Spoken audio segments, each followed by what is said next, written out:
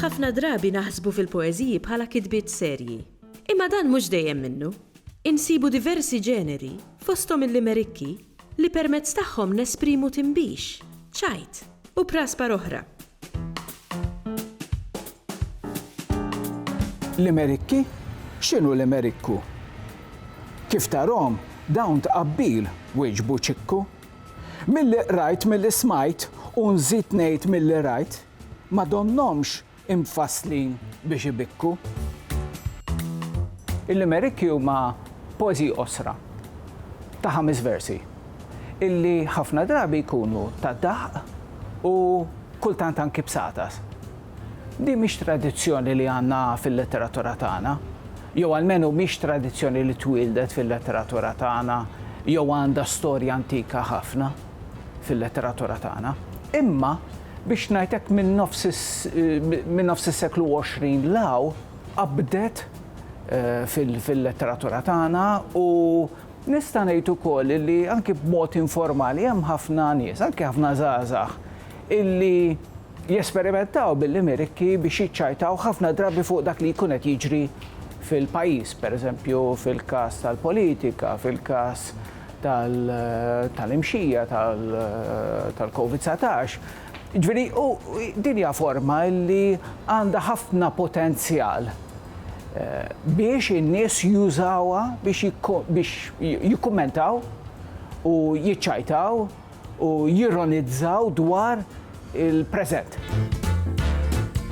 Uħud mill-poeti Malti li aħna nassoċjaw mal-limerikki, għalkemm naturalment ma kitbux limerikki biss, huma Anton Buttigieg li fil-bidu ta' snin 60 ippubblika żewġ kotba, ejjew nitqu ftit u ejjew nitqu ftit ieħor huma kotba ta' poeżiji taċċajt umoristiċi li fosthom hemm il-limerikki. Kien hemm mara twila f'Ħalfar li għamlet lil xara kampnar bħal mina tal-lum l-irġiel bis-sellun jitilgħu biex jilħqu il-kampnar. Mhux daqshekk innoċenti lanqas b'din il-limerikka.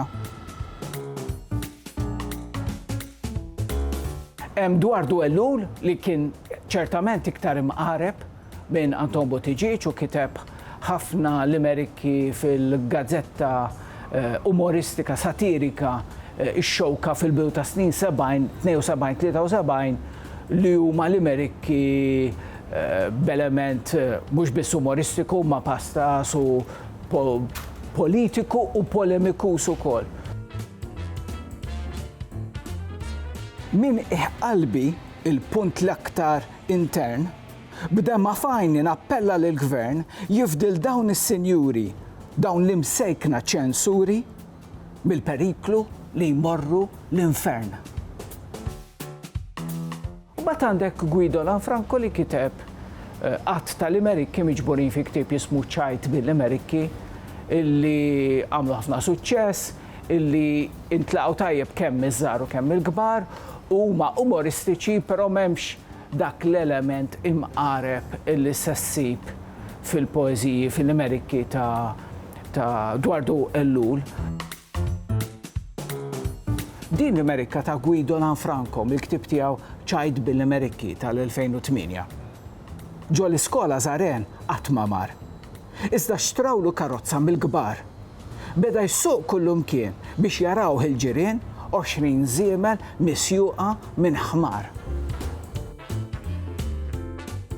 Il-limerikka għandha forma partikolari ħafna li ġiet interpretata b'modi differenti minn awturi Maltin.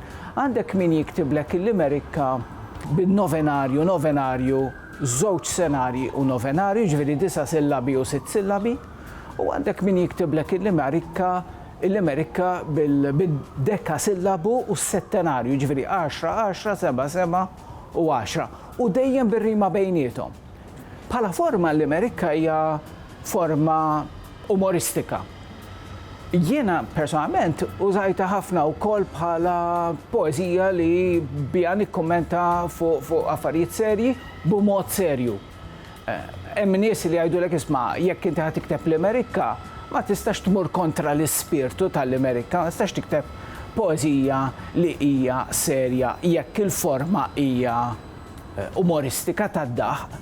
Jien naħseb li għandna nkunu iktar liberi fl-interpretazzjoni tagħna tal-Amerika. Dan huma xi Ameriki li ktibt fi żmien l-imxija l-ewwel mewġa tal-COVID-19. Zoom kuljum. Jekk bħali qed taħdem iż-Zoom, aktarx tibda kmieni quddum. Titkellem ma' screen għal ħafna mill-ħin u taf li dik ħajtek kuljum. 8 xhur. 8 xhur u dan mart issa f'niena. Qed joqtol minn fostna bla ħniena. Kif jidħol ġoddar jisplodi bla xrar u jħalli l-putassa tal-pjena.